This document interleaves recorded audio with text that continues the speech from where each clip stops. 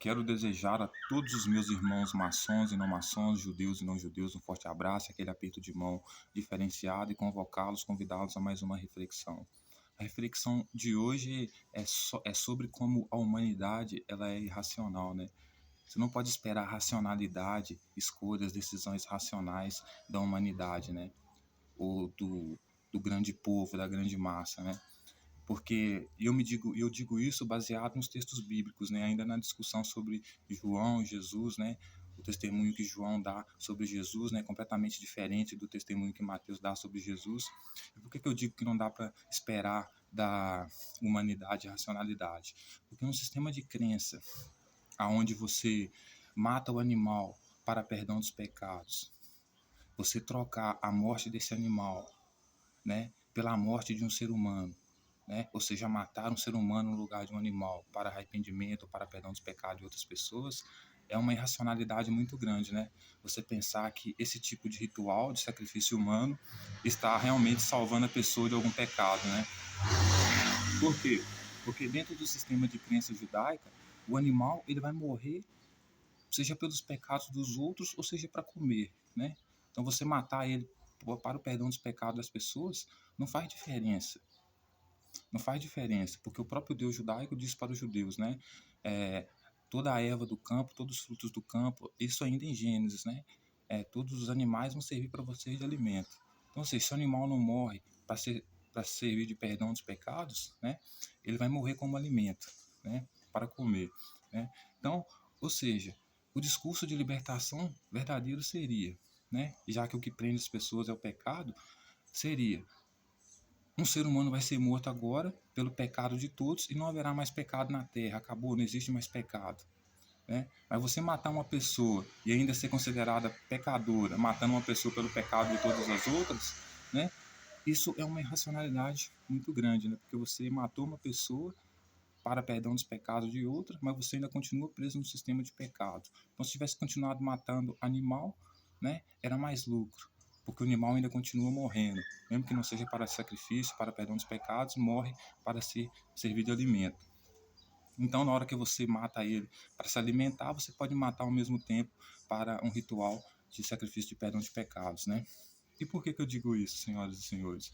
Porque a vida de Jesus foi assim, né? Como eu sempre digo, você nasce, você é vítima da escolha de terceiros, né? O seu futuro é decidido por terceiros, né?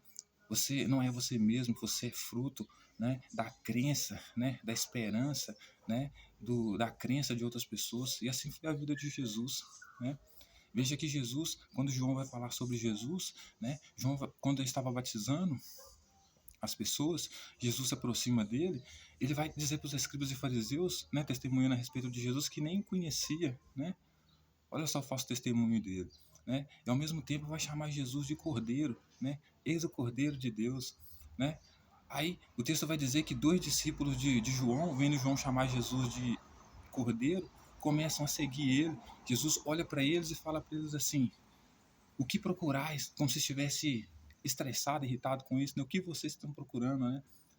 Estão me seguindo porque ele está me chamando de cordeiro, estou procurando o quê? Que eu venha morrer pelo pecado de vocês, né? Então, ou seja, veja que Jesus, ele foi vítima dessa irracionalidade, né? Por quê? Porque na lei judaica, o cordeiro era o animal que era morto pelo pecado dos judeus. Então, ao chamar um ser humano de cordeiro, ele está basicamente criando uma nova religião e dizendo para o povo que seguia ele: olha só, esse cara aqui é o cordeiro que nós vamos matar para perdão dos nossos pecados.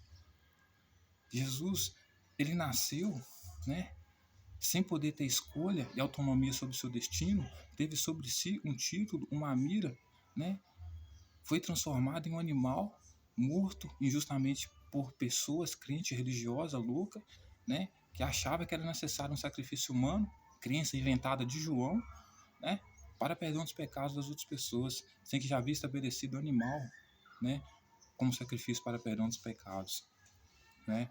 E veja que quando Mateus vai divergir de João, né? Porque João vai dizer que Jesus é que estimula o batismo, ele está fazendo tudo aquilo porque Jesus manda, né? Porque Jesus é o pão da vida, ele é o Cristo, etc. e tal, né? Mateus vai dizer que Jesus disse basicamente o seguinte para os discípulos dele: né? Aquele que quiser salvar a sua vida, pegue a sua cruz e me siga, né? Quando a mãe de João e Tiago chega perto de Jesus e fala com ele assim: dá para colocar um dos meus filhos à sua direita e outro à sua esquerda? Ele vira para ela e fala assim: posso dar para vocês o cálice, vocês podem beber do cálice, né, que eu vou dar na última ceia. Isso aí eu posso oferecer para vocês. Agora, quem vai sentar à minha direita e à minha esquerda, você não sabe o que está pedindo, porque já está destinado pelo Pai, né? Por que que Mateus diz isso? Porque o trono de Jesus, os discípulos queriam sentar num trono de ouro, né? Mas Jesus sabia que ele estava destinado a sentar num trono de madeira, na cruz. A cruz seria o trono dele, né? Então, quando ele diz, vocês não sabem o que pedem, quando pedem para sentar à minha esquerda ou à minha direita, ele está querendo dizer o seguinte: o meu trono vai ser uma cruz, a minha coroa vai ser de espinho, e quem vai estar ao meu lado, à minha esquerda e à minha direita, vai ser dois bandidos. Como foi na cruz, onde ele recebeu a coroa de espinho de rei, a cruz foi o trono dele, né? E quem estava à esquerda dele e à direita dele eram dois bandidos. Então ele mesmo deixou claro para os discípulos dele: aquele que quiser me seguir, se tentar salvar sua vida, já perdeu. Vai ter que perder a sua vida por causa de mim, certo? E vai ter que pegar a sua cruz e me seguir. Ou seja, se por um lado João estava falando que ele era o cordeiro que vinha morrer pelo pecado dos outros, aceitar ser sacrificado como perdão dos pecados dos outros, Mateus estava dizendo o seguinte: nada disso. Ele falou o seguinte: se vocês acham que eu vou morrer pelo pecado de vocês, não. Cada um vai pegar a sua cruz e vai me seguir, vai morrer junto comigo, né? E nenhum deles fizeram isso, né? Ou seja, a divergência entre Mateus e João é que Jesus não queria morrer pelo pecado de ninguém. Se ele vinha como Messias, ele vinha para restaurar a lei. E a lei, inclusive, que mandava cumprir a lei do sacrifício de animais para o perdão dos pecados, que não inclui a morte de um ser humano para perdão de pecado de ninguém, certo? Então, veja a divergência do discurso do testemunho de João e Mateus, certo?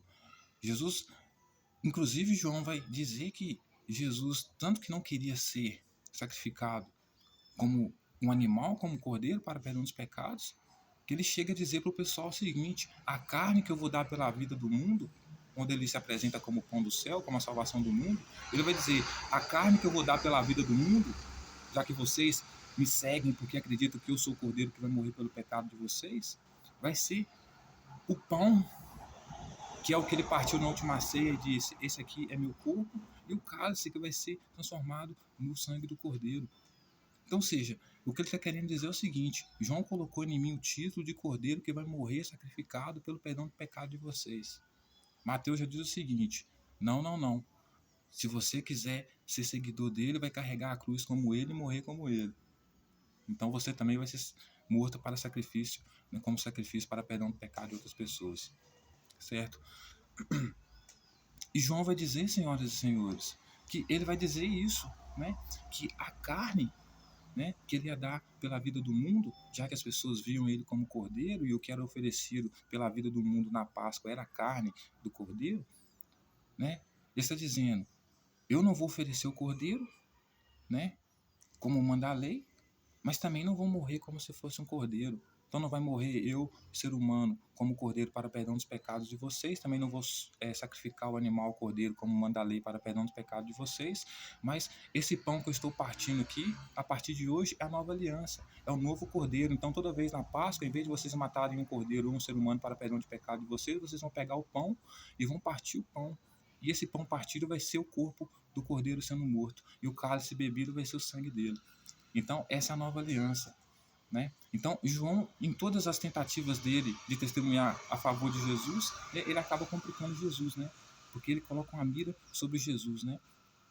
Por quê? Porque os escribas e fariseus, as autoridades, quando eles pedem os guardas para prenderem Jesus, e eles voltam a ser Jesus, eles perguntam por que vocês não trouxeram. Os guardas falam: nossa, o discurso dele foi muito belo, ficamos lá apaixonados pelo discurso dele. Ele vai falar, né? Bom, a plebe, o povo que nada sabe da lei, ele é maldito. Ou seja, ele vai acreditar realmente que Cristo é Jesus, né? Que Cristo está abolindo a lei, porque isso que Jesus estava fazendo, segundo o testemunho de João, porque apoiava o batismo de João para arrependimento e perdão dos pecados, quando a lei mandava o sacrifício de animais. por outro lado, substituiu o cordeiro que era morto no dia da Páscoa pelo pão e vinho. Então, ou seja, a plebe que não conhece nada da lei, que é maldita, que não tem conhecimento da lei, que é ignorante, que é irracional, vai certamente achar que esse cara pode morrer como cordeiro, porque não tem inteligência, né, para entender que a lei manda que um cordeiro, um animal, seja morto para perdão dos pecados dos pecadores e não um ser humano, né? Então, a ralé, a plebe, ela pode acreditar nisso, né? Que ele veio para não morrer pelo pecado dela, né? Dentro do sistema de crença nosso, judaico, né? Mas nós, escribas e fariseus, eu espero que vocês não tenham acreditado nisso, né? Por quê?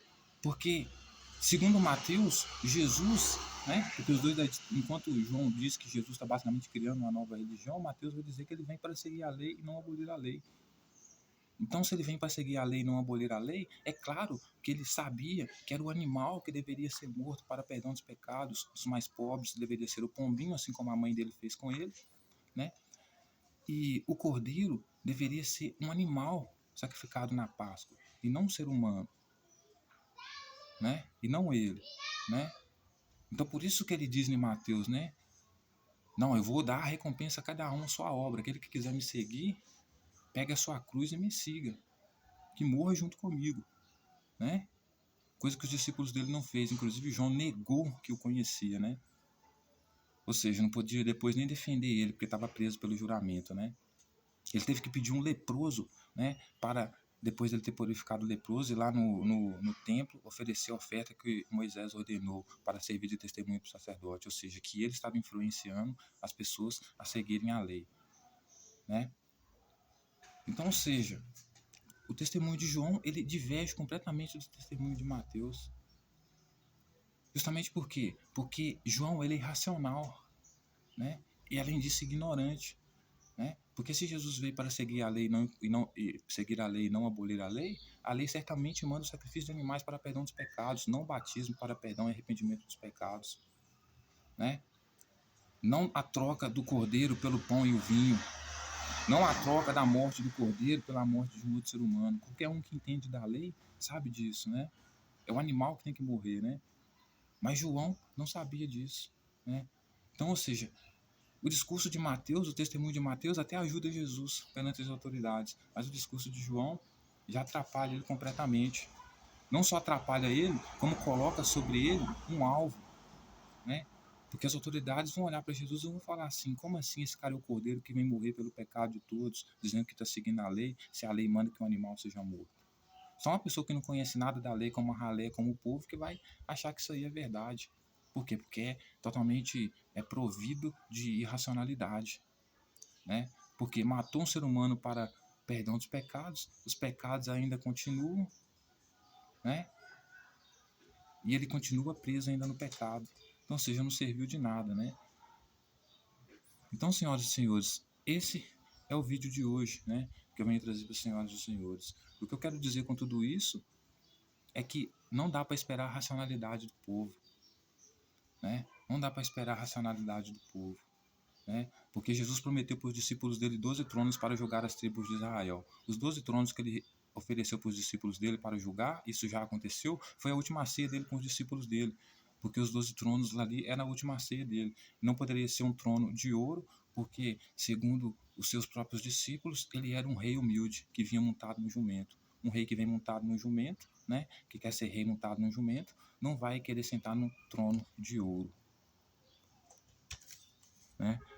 Então, veja como a humanidade ela é desprovida de racionalidade. Matou um homem para perdão de seus pecados, mas ainda continua pecadora, porque não resolveu o problema do pecado. Se tivesse continuado matado um animal, não teria evitado a morte de um inocente.